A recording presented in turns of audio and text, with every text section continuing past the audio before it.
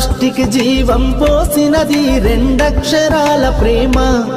నీ గర్భగుడిలో పురుడోసుకున్నదే మానవ చిరునామా.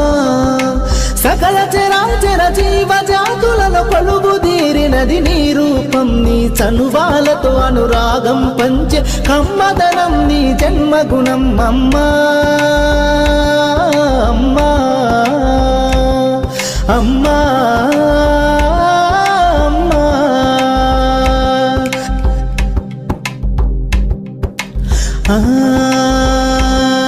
ఒక రూపానికి ఆకారాన్నిచ్చి లోకానికి చూపించే శక్తి.